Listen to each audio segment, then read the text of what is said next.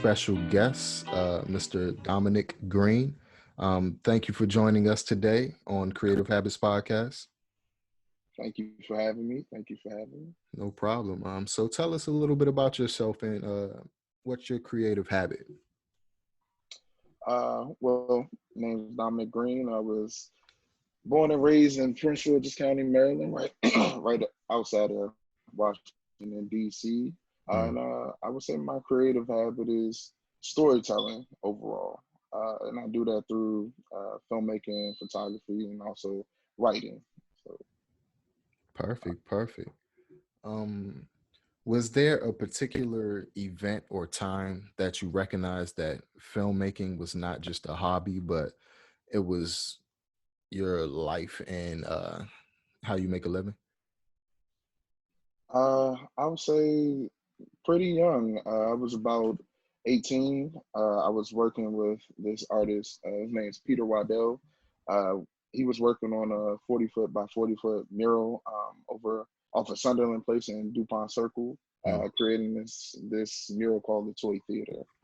And I don't know how to paint, so me being involved with the project wasn't so much me being a painter. It was me having my camera and documenting the whole process from start to finish. So that was the time, that was what, like 2011, 2012. So it was like an earthquake that happened, hurricane, all kinds of stuff. And just kind of seeing his whole process, how he dealt with that, and just seeing how a painter creates, because I think it's very different. It's similar and different in the way of, it's similar and different to photography and film in a way of uh, it's a creative process, but the medium is different. You're sitting there, you're sketching out everything, you're painting Hmm. and saying, oh, that doesn't work. And then you're seeing like, oh, okay, maybe this works. Maybe this color is a little bit different. Maybe I ordered the wrong color. So the palette is a little different, but that really got me started in film. Mm. Yeah, I definitely remember that earthquake, man. I was in school around that time. It's like the very first earthquake we had in this area in years, man. It was scary too. I'd never been a part of anything like that. So it was just because we were like, when we worked, we on a scaffolding. Hmm. So that happened, and it's like, okay, well, the whole next week we kind of got to scrap, because then they got to check safety measures and make sure it's still screwed into like to the wall. And it was I'd say it was a crazy time, but it was a wonderful experience, I'd say. Mm. Is it harder to get started or keep going? What's your particular thing you have to conquer in order to do either? For me, it's I think it's always harder to get started, because in getting started, I think it's finding the idea and finding like, is this where I want to go in Mm. terms of whether I'm telling a story or writing out a story? Do I want to go here? Is this, how does this speak to my soul in many ways? Am I able to relate to this, or is this just some random idea that I might have seen from something else, and then I'm restructuring different fragments of things that I'm taking in? And so for me, it's like getting started, but keeping going is also a process in itself. Because Hmm. there are days that you really do want to give up, or you're like, this isn't going the way I see it going. But you're like, all right, well, you can keep it moving, keep it moving. But I think having a good team and good people around you really affect that, like the process of keeping going. Because Hmm. I think you have others that are depending on you, so you can't, and it's not so much about others, but it is, because doing filmmaking, doing photography, it's a collaborative effort. Hmm. And if your team is like, all right, you can keep moving, you can keep moving, I think that you can conquer any kind of obstacles and things like that. It's just, don't allow that doubt to creep in, because I've had that happen. Like, I don't know if I should do this, but Hmm. so I look at it like, getting started for me is harder, not to keep going, because I So, think I have good people around. So what's the process of you coming up with ideas? Do you just jot pretty much everything that goes on through your mind down, or do you gain inspiration from other things? I would say it's a large part of both. Mm, Just having dreams and having like a dream notebook next to you when you sleep. mm, So many like little subconscious things come in, or it could be little small words I write down and be like, maybe that could work one time. Maybe I could see how this can grow in this aspect. But it's yeah, I think for me it's also taking from other things. Because I mean, there's nothing new under the sun, as that old saying is. So mm, taking so many fragments again from just everything that you kind of soak in. Like I like sci-fi. I like uh, pretty much everything, but my main thing I like sci-fi because it's a thing of the unknown. So you mm, take pieces from that, and you're taking pieces from the past, and you're like, okay, maybe these could work together because I think our brain just puts everything together in some kind of way. mm. So yeah, so it's kind of both for me. I definitely agree with sci-fi, especially for people of color, because they don't really portray us in the Mm-hmm. future or science fiction as much as a lot of people like us enjoy sci-fi. You know what I mean? And Mm-hmm. I believe representation matters. So maybe people like you or somebody else can you know continue to put that narrative forward. Yeah, for sure. And for me, that is definitely a goal of mine.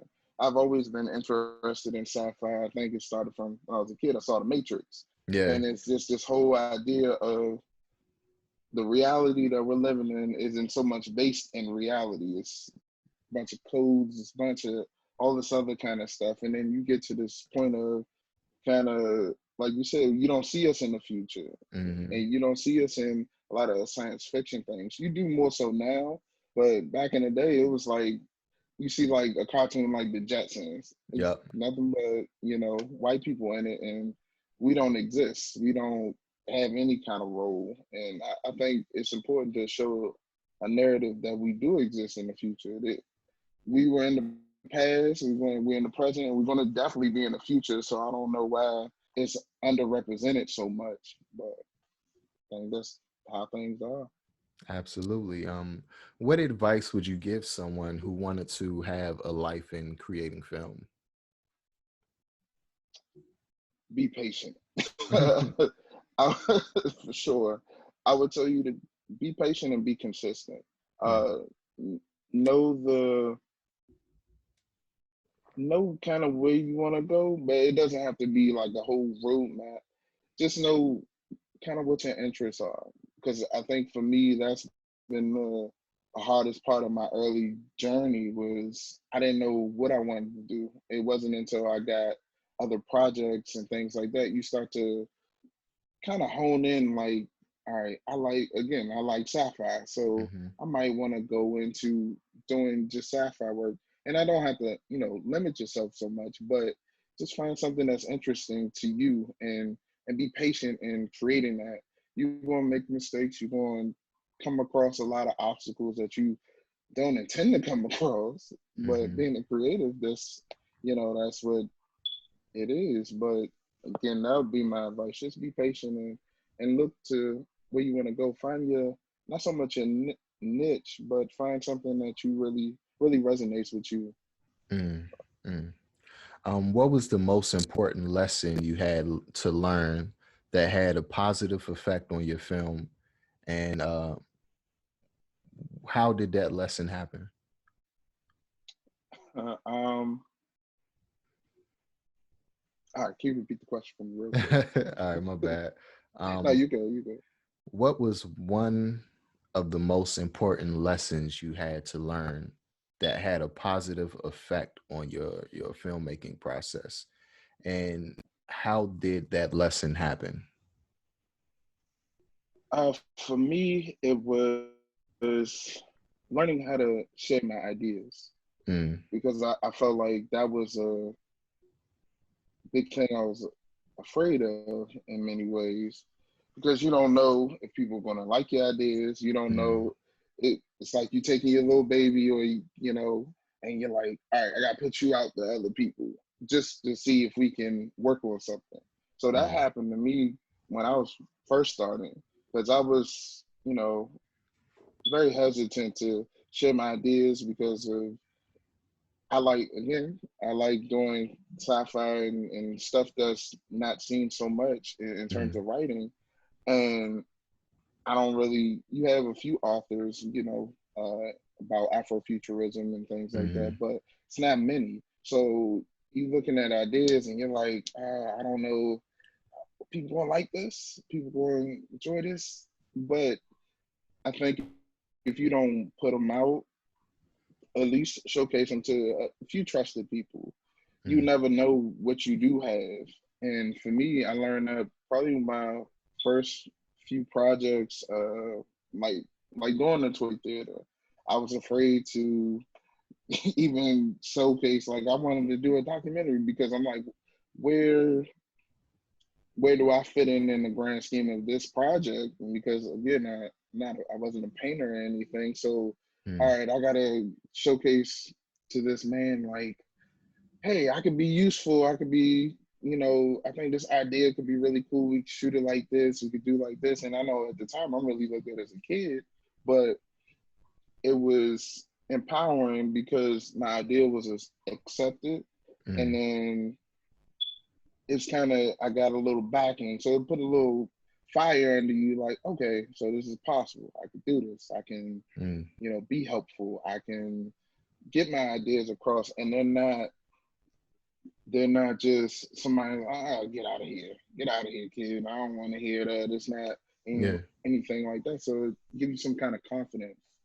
So I learned that early on, and it's changed me because I'm not afraid to showcase to other people ideas that I have, whether I'm just starting the idea or, you know, I've developed it over a couple year period. Mm, Just being able to be like, okay, hey, what do you think?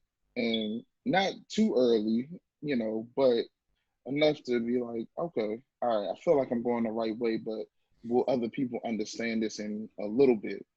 Yeah. mm. Speaking of authors, do you have any favorite authors or books that changed your life? Yeah.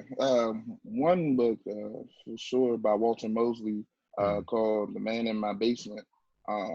And it was about a man like imprisoning himself in somebody else's basement. Like he built the whole jail cell and everything like that downstairs in someone's house, and he paid him to basically hold him captive.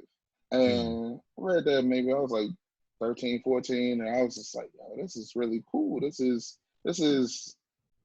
amazing that you can take this whole story about somebody really wanting to imprison themselves because of the terrible deeds they've done, but they've been kind of, their deeds have been washed over because the man was a white man. And I was mm, like, oh, this is kind of interesting. But he knew the sins he was committing. mm, So that's one book. Walter Mosley is definitely one of my favorite authors. James Baldwin is another mm. one.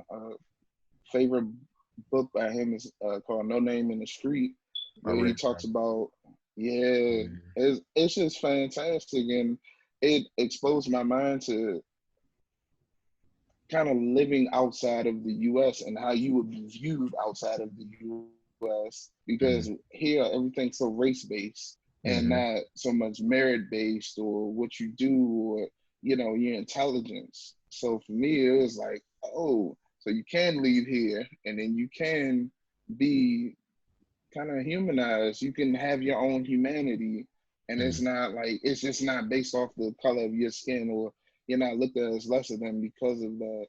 And I thought that was just amazing to me. And yeah, those are probably my two. And then it's another book I read by, I think his name's David Dita. It's called The Way of the Superior Man. And mm. I thought that was, I don't know. I can go on and I got a bunch of books, but I thought that one was really spectacular and talking about masculinity and femininity and how there's different polarity within relationships to that that's related to that. And I was just like, oh man, that's cool. Like I said, I got a bunch of them. make me just think about all these books I've encountered, and yeah, it's just it's really so many because I really enjoy to read because I mean writing stories and things and being a part of storytelling is very important to read, Mm, and not just for the sake of storytelling, but to actually gain knowledge to kind of know yourself. Because I was having this conversation before of it's hard for our people to kind of know themselves because we've been lied to so much about mm, throughout history. So it's so important. Like we do read some of those books by Francis Cress Welsing or all the names escape me right now, but just read that kind of information to understand like who we are, where we come from. At least dig a little deeper because if you know who you are, can't nobody tell you who you are. So mm. a lot of those books have really done that for me in many ways. I can definitely agree. A lot of our mind states are molded by the environment and the media that we take in. So Hmm. it's not like we're being ourselves, we're being what other people deem push on us, you know what I mean? Hmm. Especially when it comes to like entertainment, when a person all they watches is love and hip hop or stuff like that. I mean, don't get me wrong, I like to shut my brain off and watch trash here and Hmm. there, but um just broadening your horizon to create who you are as a person is always important. Hmm. I agree wholeheartedly because it's a saying one of my family members uses about exposure. Like Mm, the lack of exposure that you have, the less that your brain, like you said, expands. mm-hmm, So if you always exposed to the same a bad diet all your life, nobody's ever told you that your diet's bad. So mm-hmm, you always gonna look at the world like, oh, I don't know what they talking about. I'm good over here. But then you go to the absolutely. doctor and they like, oh wow, you need some work. You need Mm-hmm, your cholesterol's high, blood pressure's high, all these kinds of things. And then you're like, oh wow, I didn't know that. Nobody told you. But in exposing our people and just people in general to different ways of thinking is so important and mm, relevant because it makes you more objective. Because I feel like a lot of the things we look at are things I was watching uh this documentary on Netflix earlier, actually, The Social Dilemma. I watched that And too. It was crazy. yeah, it was. And I was Mm, like, oh wow, they really it's really just programming us to see the same things over and over. So you're gonna think every single person thinks like you. But mm-hmm, that removes your objectivity because you're not you're not gonna see any differing opinions. You're not gonna see so there's nothing there to make you critically think. mm-hmm. So it's like where are we really going? What are we really doing? You Yeah, know? man. It's like zombies in a literal sense. Yeah, yeah. um Now you are a collaborator. How have you discovered the members of your team and how do you keep the relationships with them strong? I discovered the members of my team again through what I was talking about earlier, sharing ideas. Mm-hmm. So like sharing ideas or sharing scripts that I've had, or just again ideas that I've had have helped me attain the members because it might not be through the person that I've sent it to directly, Mm-hmm. but they'll send it to other people. Excuse me, and other people want to be a part of what's going on or what I'm doing, or vice versa. I might want to be a part of what they're doing because they've sent me something, and we collaborate that way.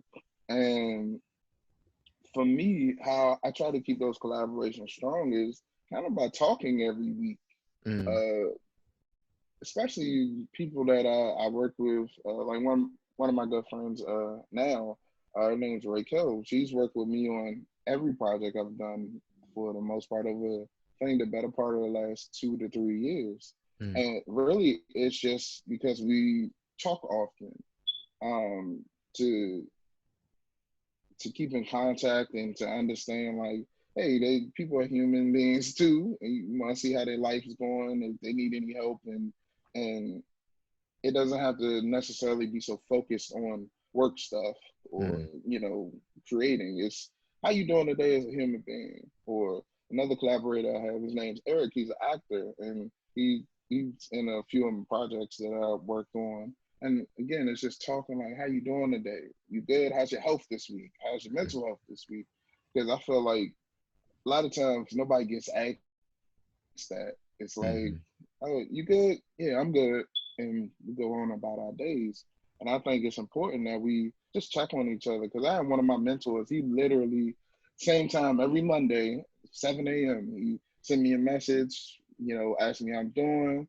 And I kind of took that practice from him because it was like, okay, you're reaching out to me every weekend. I know you're super busy. He's mm, like police officer. He's whole bunch of other stuff. So you dealing with real world stuff, and you still being a black man and dealing with that kind of stuff. And but mm, you come and check on me every day. You check on me and my wife every week, and I learned that from him, like just to stay engaged with your people around you, because we don't mm, a lot of times because we do get so busy, but to make it a point, like he puts it in his agenda, and it's not just me because we are part of a team that helps with the church as well. So he's always reaching out to like maybe 15 other different people. It doesn't all have to be, on Monday or whatever. It's whenever he, scheduled it. But mm, I think found that was important that you kind of have to nowadays schedule, when you talk to people, and doing that, it allows him to see the importance that they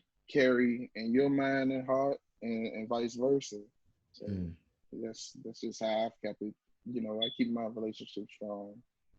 Community is extremely important in our artistic corners as well as our social corners.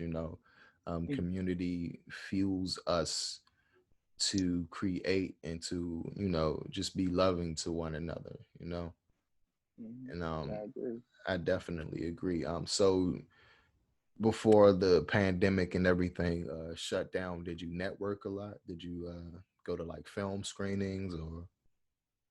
So yes, yes and no, but because I don't look at myself as a real great networker. I always find like one person at every Mhm, event, and I talk to her. So I'm not like a real big. I'm walking around the room talking to everyone. But I mm, always find like one or two people throughout an event to talk to. Um, but for me, I wasn't so much going to a bunch of events prior to COVID. I mm, was more so just working with different people, and I felt like that kept me, that keeps me networking, just lending a hand when I can on other mm, projects or other, whenever people need help, because I also believe in, a law of karma or reciprocity. If I'm, able to help other people, one day they'll be able to help me, or other people are able to help me. So yeah, I'm mm. not a big big networker. I'll show up to events because they nice. But yeah, I'm not. Yeah, to answer um, your question, yeah, I'm not a real big networker. no problem. Definitely the same way. I used to be extremely antisocial, but Mm, my lady helped bring out my personality and help me link me up with a lot of different people. So, and every day is a journey. mm, Um, I'm sure. Well, yeah. nah, go ahead. No, you good. Uh, No, I was gonna say that that's funny because now you doing a podcast and yeah, you gotta interact with other people. Like I was listening to your Stephanie Martin podcast, and I was like, oh, it was just real cool. It was a great podcast, thank you. very helpful for me in terms of like learning what actors go through, like with audition wise and Mm, everything like that. Because I was like, I don't really know what actors think or how they feel, how that process should be a little bit easier, mm. because I guess it's not always the easiest. So yeah, it was a great podcast. But anyway, I appreciate it. I mean, her and I combined know so many artists and we're reaching out to so many great people in so many great fields. So it only makes sense to, just have a platform for all of us to come together and just brainstorm on different things and listen to other people's experiences. Mm, that's awesome. Yeah. That's awesome. So, what films have been the most influential or inspiring to you? I think I got a good five. The Matrix for one. Mm, S- Basically any Stanley Kubrick film, mm, for me, because again, back to the sci-fi thing, I've watched like 2001 Space Odyssey so many times, or even it's horror film, The Shining.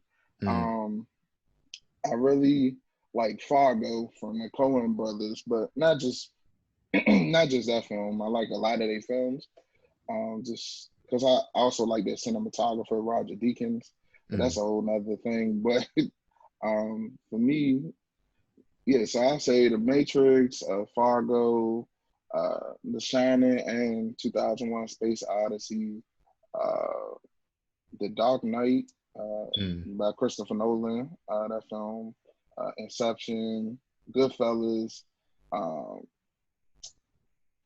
Summer with Monica's by Ingmar Bergman. That's another really, it's a foreign film, but it was really just, it didn't have all this action. It was just I love the story so much, and I mm, can't tell you why, but I really do. Blue Velvet by David Lynch. 'Cause it's a weird film, but it kept me engaged. Um, a lot of films. Get Out, more recently. Yeah, a lot of films, a lot of films. But those are probably the main ones that I go back to a lot. Yeah, yeah, those are the Um, ones. do you you speak about the Matrix a lot? Do you see any parallels between the film and reality today? Yes, very much so. I look at it not just from what's going outside and everything. Like I look at it like we create a lot of our own things in the world. Mm, Like when people talk about, the power of what you're saying or your power of thought, you're manifesting a lot of the things that are within your world. So you can, because it always is interesting to me how somebody can change their whole life just by changing how they think. mm, And I feel like that is kind of what the Matrix is. You're hacking a code um, to change what you think about yourself or what you want. So you can attain abundance if maybe you change different things about your routine, your mind, all that kind of stuff. And back to like the social dilemma when they talking about, they programming us kind of to think how our phones want us to think. The small things we like, they keep showing it to you, showing it to you, mm, showing it to you. But again, you can change all of that. You can change your whole mindset.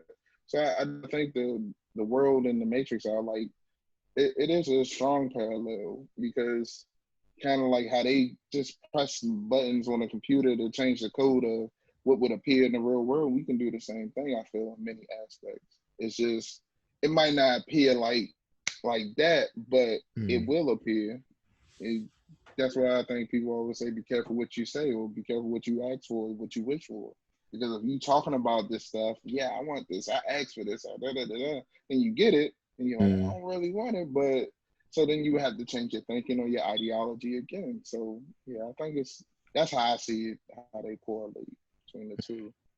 Definitely. I think a lot of us are fueling the machine. You know, the Mm-hmm. machine will be powerless if we didn't put any energy into it. You know what I mean? Especially with social media or even bad situations. When people put energy in bad situations, that's what fuels it and keeps it alive. Mm-hmm. I can definitely agree with that because I've done that myself. Like focusing so much on a negative outcome or a negative thing, and then it comes because you focusing on that. You like, all right, Mhm. well, I think this is gonna happen. I think this is gonna happen. And you keep saying it. You say it so much, you believe it.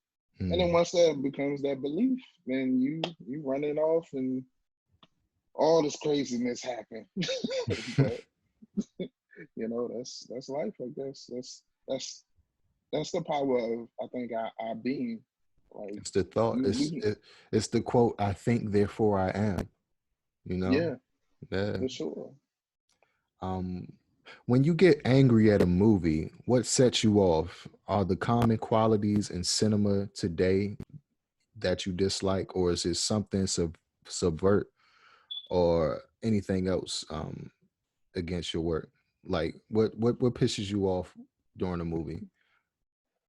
What pisses me off during the movie is I feel like if I look at a budget and it's like all these millions and millions of dollars, and you can't do something as simple as like have good hair or have good wardrobe off of something that's, I feel like that it's I don't want to call out no movies, but it's happened in some films recently.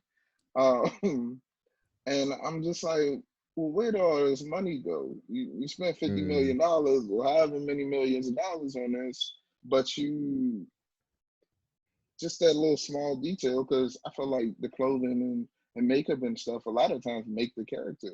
Yeah, because it's like, I guess it's putting the actor or whatever and putting the person viewing in the frame of mind of what this character is. mm, So when I see that, it kind of that pisses me off, because it's like, again, where did all this money go if it's not going to go into, I guess, making this thing, you know, amazing or whatever.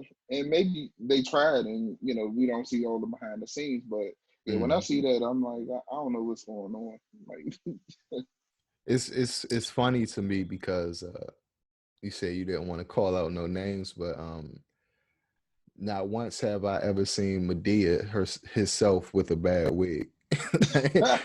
Everybody else, everybody oh else man, comes. you knew exactly what I was talking about. It's like Medea wig is always perfect. It's always made, but everything else is subpar. Yeah, you're right. It's like, because in that film, the one that was he about on Netflix, I was like, okay, like you could have left the man bald, because a lot of other roles he just be bald. I'm like, what is this for? Like, and even his own wigs, it looked bad. I'm like, what are you doing this for? Like, Mm, is it just to make money? Because I don't. And there are people that do that just to make money, but I'm like, it's still an art to you, what you're doing. It's still like, I don't know. So I was just confused, especially I'm like, you're in Atlanta. It's so many hair things, and yeah. I'm just like, yeah, like it's the black hair capital of the world for real. And you like, I don't know, but that makes me upset. And I don't just see it just in that person's films. It's in quite a few other films, or so It just seems that like makes me upset. once an artist reaches a certain level of success, they focus on other things rather than what started them off as an artist. You know what I mean? Mm, Well, mm-hmm, whether it be a music artist that's like a billionaire now, the music is usually trash, but they might have tennis shoe deals or alcohol deals and other stuff that mm-hmm, they have to focus on, you know. I mean, I respect Tyler Perry. He has his own studios. He's mm-hmm. officially a billionaire now, and he has a great hustle. It's just once you stretch yourself too thin, what else can you do? Yeah, and I agree with that, because we see it. I think we see it time and time again. What Mm, got you up there is what I think what will keep you up there. But mm, you focus on everything else. You, like you said, you got shoe deals, alcohol deals. You got deals with now just so many other things, and it's like, but that's not what we fell in love with. And I mm, understand people grow, and I understand your artistry must grow, but you're still not taking care of your artistry anymore. You're yeah. not taking care of your that main skill set that got you to where you needed to be or you wanted to be. And yeah, I do. I think maybe that's a thing in culture, because it's so much about getting the money, getting the money, getting the Mm, money, that kind of the artistry or whatever's being created kind of falls by the wayside sometimes. So yeah, I definitely agree with that. mm. What makes a fruitful collaboration? What makes a fruitful collaboration? Creating something that I feel like is a wonderful piece of art, and that Mm, both of the collaborators are happy with. It's not like a bad deal. Like it's not just one person happy and the other person's miserable. I think it's something that both people need to be satisfied and happy with. Because I feel like if it's not kind of equal in that way, then it's like what did we collaborate for? mm, What did we come together for? Did we come together just to and sometimes some, personalities don't mesh and things like that, but you know, that's its own set of problems or that's its own thing. But for sure, I think a fruitful collaboration comes from us just creating the best possible piece of art that our minds could come up with at that time and space and in the world. So. that's indeed. There's a saying that there's only six stories, or maybe 12. It's all been done before, and we've seen it all. What do you do to keep it fresh? Is there anything um you do specifically to keep your product original? Uh, yeah. Take I think I said it earlier. Take fragments from different things. Mm, Take fragments from. It could be from nature. It could be from your children, your parents. You take fragments from so many different things because only you, as a creative, can tell that story.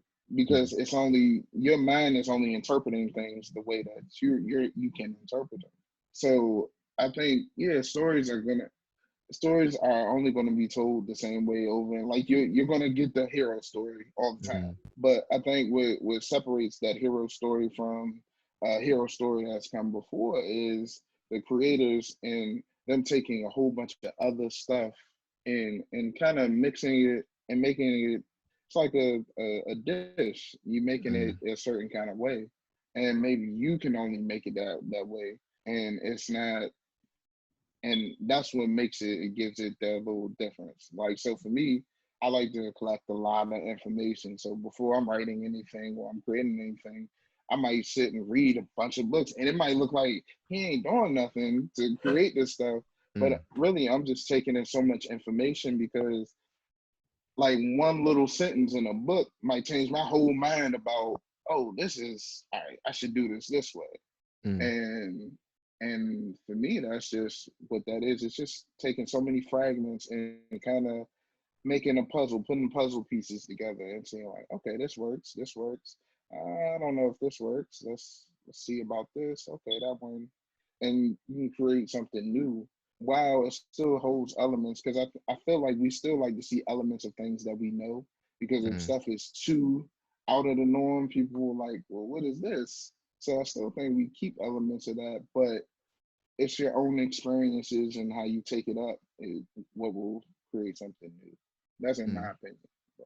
I know one movie trope that I do hate is when there is a spy or a cop or some type of badass person with power who all of a sudden has to watch over kids and babysit them, something like that.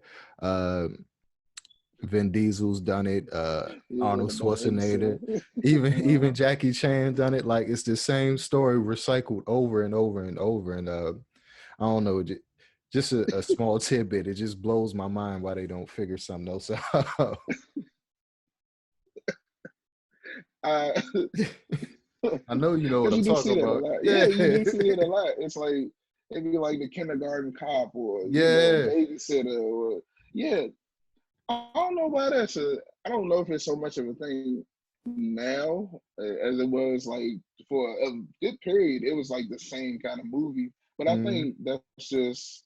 I think because everything's so cyclical, everything goes in cycles. That happens, and you keep seeing the same thing. Like it was a point in time I was tired of seeing all them slave movies because it yeah. was like they were coming out back to back to back to back. And I'm like, okay, why do? I mean, they still come out now. I'm like every 2 years because it's like a cycle. It's like every 2 years. All right, we're gonna put out another slave movie. We're gonna put out Mm, another slave movie, and for me, I can't understand it. It's to keep you thinking about that. I was having a mm, conversation about that a couple weeks ago about a young man. His name's Granville Carroll. He's a Afrofuturistic artist in New York, and we were having a conversation. He said, "I'm tired of seeing death on the screen, like Black Mm, Death." mm, And we were discussing how unnatural that is. How that is just we see it so much. So then after a while, you become numb to it. You're just like, mm, oh, it's like you just scrolling. Oh, that happened. Damn, scroll. mm. All that, and it's the same thing. I think they show us these same things over and over and over again, and just make you numb to it. And yeah, so yeah, I understand what you're saying about the trope, the same, the babysitter watching the kids. He ex-military or Yeah, ex-police officer. Yeah, he watching the kids, and I don't understand what that is though. Like, what's the? Because I like to look at the deeper meaning of like, what is the meaning of you having these ex-military or ex watching kids? Like, hmm. I don't know. It's It's speaking of the Black Death. It's like our only stories that get promoted is based in trauma, whether it's hip hop, mm, a lot of the mm, slave movies. I mean, if it's a good story, trauma is okay. The narrate, mm, it's okay, but there's African Americans who like sci-fi. There's African Americans mm, who or instead of a slave movie, look at Massa Musa, one of the richest mm, black African men in the world. You know, like why not promote those stories? It's like they want to keep us mentally in a space where we don't see anything greater than what we used to be. You know what I mean? mm. And I can understand that, and now it makes me think about why we don't see ourselves in the future, because Mm, they don't see us in the future. So if mm, they don't see you in the future, they're not going to show you that, because again, like you said, you keep showing us the same black trauma over and over and over again. It's like, okay, well, they might not see themselves there either. So we'll mm. keep programming you from birth, basically, to believe this a lot of these lies. Yeah. And yeah, so yeah, I feel you. Oh. Um, on a lighter note, we get noticed because of our successes, but we create them on the back of our failures. We learn best from experiences where it doesn't work. Have you learned anything from your failures that um helped you produce better work? Yes. um, and I'll say I've learned from my failures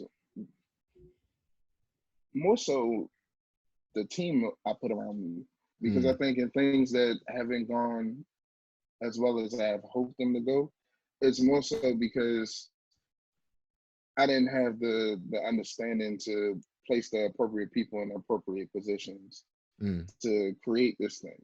Or we just might not have the same kind of ideology and it's too far apart. Because sometimes that happens. You know, you might think something and they might be, you try to come to a common understanding, but they still might be too far apart. And mm, that's okay, because that's just, you know, you're not gonna agree with everybody. You're not gonna everybody's not to, you know, yeah, soulmate. um but I think for me that's been kind of the greatest lesson I learned in a lot of my failures is, I'm not gonna say a lot of them, but just make sure you're putting the right people around you and you have the right kind of consultation to mm, be like, hey, you going the right way, or I don't understand this, and you know it's not coming from a place of, you know, malice, or it's not, it's they're just trying to gain understanding for your work so you can get your message out the best way that you can, or you can help them get their message out the best way that they can. So I mm, think that's been my greatest lesson in the failures that I've had. mm. Okay, okay. A lot of directors say most of the directing is actually casting. Regardless whether that's true, some actors have it, and some say Mm. they need it to make it pop. Um, is that true? Do you cast certain roles before you? Do you think of the actor that you want for certain roles? Um, Yes, I do. Just because I think if a role is casted poorly, it's not believable. The whole thing, I think, in creating any of this media is it believable? Mm, And, even when you're telling lies and stuff like that, because it's what a lot of this is, especially in other forms of media, is telling a lot of lies about stuff. But if that person is believable, you're mm, like, okay, I can go with this. I can, and they can be telling you completely untruths, complete untruths, but you'll believe it because it's convincing. So I think that's a huge part in anything that you're creating with using actors, even models. Like they just got to be convincing, and it has to feel true. Because if it doesn't, it's like, okay, well, what are you doing this for? It's not. Nobody's going. I remember it was a movie. It's the guy from Twilight, and he was mm, supposed to be like an action star. But for me, I couldn't believe him, and I can't remember the name of the movie that was. But I couldn't believe him as an action star because he didn't look like one. He didn't. mm. It wasn't the bravado of an action star. It wasn't none of that. It was just like, okay. And then right then, because I didn't believe it, I was disinterested. So Mm. I know the guy that you're talking about. I think one of his earliest films was Shark Boy and Lava Girl or something like that. yeah, yeah, yeah. Yeah, I know what you're talking about. I'm a film buff too, man. I love my movies, Yeah. man. Yeah, but yep, he definitely was. He was the a little boy, Hmm. and yeah, I couldn't believe him because again, it's no, it's not. It wasn't no ruggedness. It wasn't how you see a common action star or action hero. I don't believe you. What they say, I don't believe you need more people. That's like that's Yeah. what I needed. I So think the only downfall of that is like being a rugged actor, maybe somebody like The Rock is you kind of get typecast. You know what I that's mean? true Like too. if he Hmm. wanted to do a more dramatic role, it'd be extremely tough for him. Hmm. But I don't know. I'm not sure how that would work out. But let's switch it up. Let's ask some photography questions, man. Just a few. Okay. Um, just a few questions for you. How do you get the person, place, or thing in front of the camera onto film, clip, or proper or paper in just the way you want? Um, like how do I take the image? Like how do Yeah, like uh, how do you I guess think of the concept, find the model, uh, set it up the right way or the way that you envision, and just produce the work. for me it's just a collaborative effort. So it Mm, starts from I might see an idea, I might see some old art or not even old, it could be contemporary.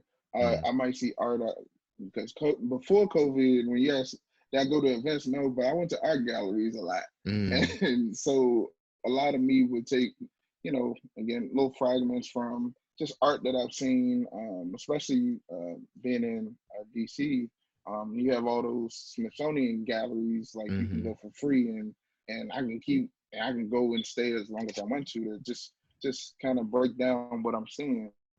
So for me, it might start with the idea, and I'll see that, and then I'll reach out to a model that I feel like can pull off the idea, or if mm, they've all, or if modeling agency or company has reached out to me, same thing. It still be because I have like a little notebook full of ideas that I may want to do or look at, and we just go from there. And then once the model and I are, there, the makeup artists and stylists do their thing, but we start to just collaborate. It's like a conversation or a dance to me in my mm. mind, like working with the model, because it can still be more movement. It's more.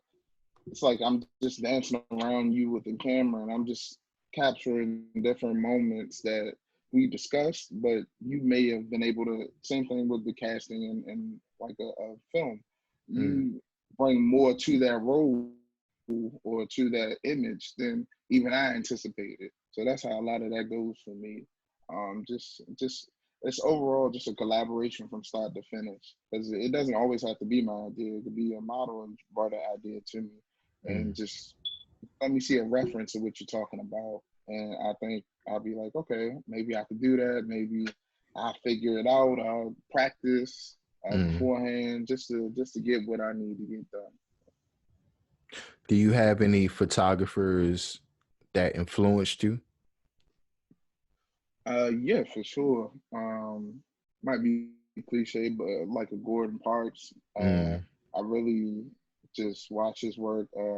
Was it Roy Day? I can't never say his last name. Roy Day Carver, or I. So one of my favorite books when I was younger is was it The Sweet Fly Paper of Life.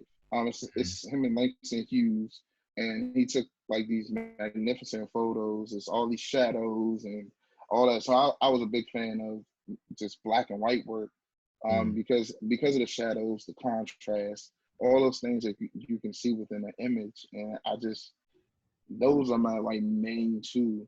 And then also Carrie Mae Weems, like her mm, kitchen table series, that was really impactful for me. And then I was able to see it because they had it at the National Gallery of Art, I think last year, the actual year beforehand, uh, 2018, 2019, I can't remember.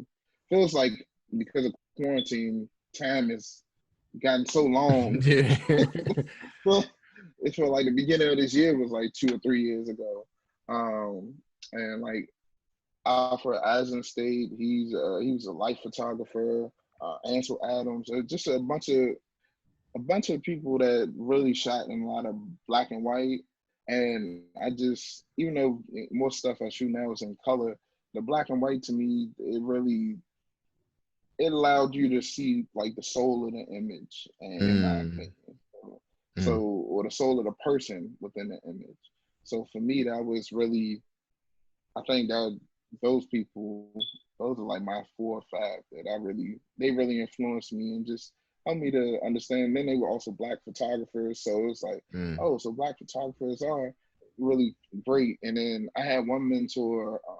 He he had looked up to this guy. His name was Tiny Charles Tiny Harris, or One Shot Harris, from mm, Pittsburgh, because the gentleman I was working with, he was a old war photographer from Pittsburgh. He was born and raised in Pittsburgh, and he was an older black gentleman. And he told me about that, and also looking at his work, it was just like, oh wow, this is amazing. And just understanding that you might only get one shot to, take mm, a picture or capture this particular moment, because like the One Shot Harris from Pittsburgh, they would give him, so white media would give him the worst setup whenever he would mm. go to events. So he would get one opportunity, and then you shoot film then. So it's not Yeah. like you can take whole bunch of photos. It's only like 12 And frames. and so he just getting his one, but his one would be the one that would get published a lot of the times over Mm, the white photographers back in the day. So for me, that was he's another one. It's just his work's very amazing, and it's just like, oh wow, like despite all these obstacles that they were facing, and these obstacles of, maybe they don't want to give you the best accommodations to get mm, your shot, you still make do with what you have. And I think that's just it's big. It's big, and they've really influenced my work. And again, I love black and white. If people look at my work, it's a lot of black and white. But, mm.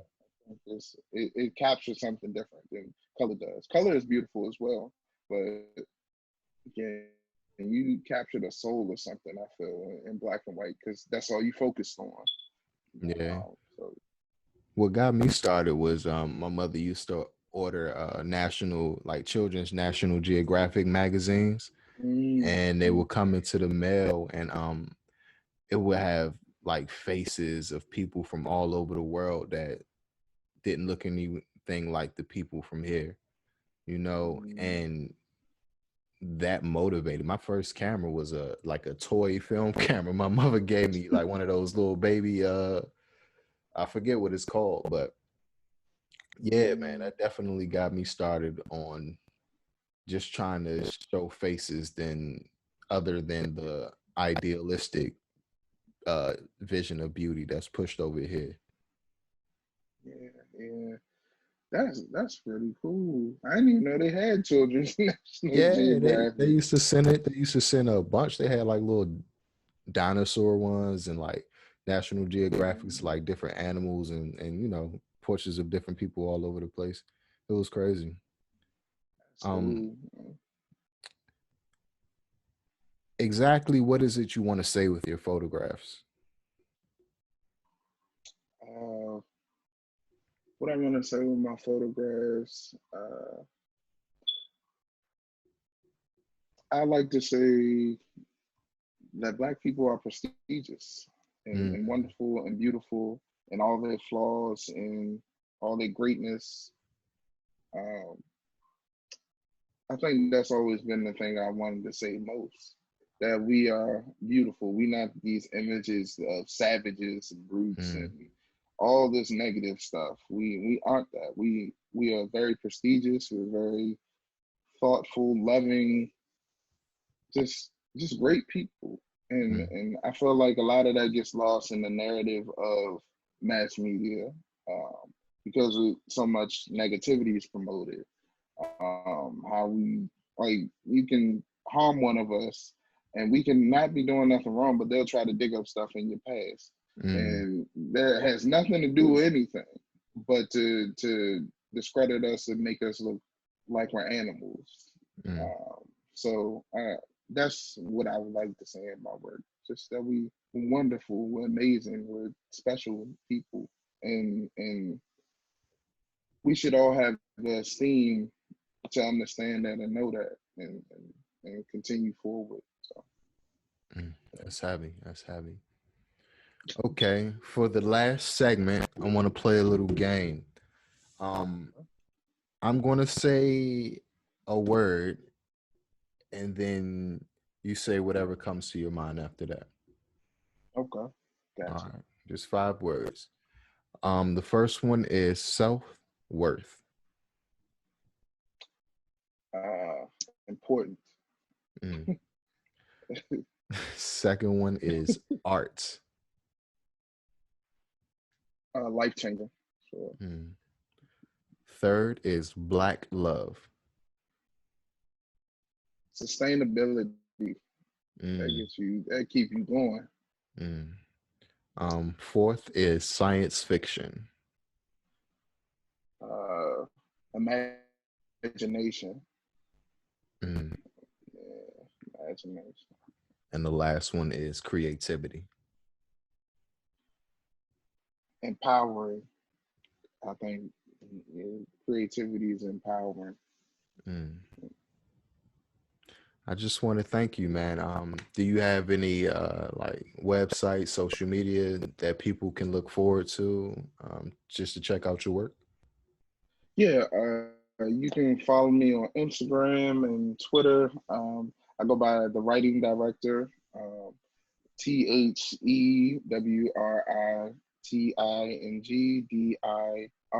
TheWritingDirector, the writing director. You can also find me on this website called the Nicholson Project. I was one of the featured artists earlier this year. I did my first solo show called Perception Times Agency, Mm, uh, where you can see us, where you can see images of beautiful Black people and all their regalness. You can also find me on Vimeo. I'm backslash the writing director. Uh, and yeah, that's where you can find all my work right now. wonderful, man. It's been an honor. I just want to thank you again, and it's been great. Yeah, thank you. It was been a wonderful conversation. Appreciate it. No problem, man. Be blessed, and I guess we'll just get to you in a little bit and let you know everything what's going on. Okay. Okay. I look forward to hearing from you. Okay. Peace, man. All right, peace, peace.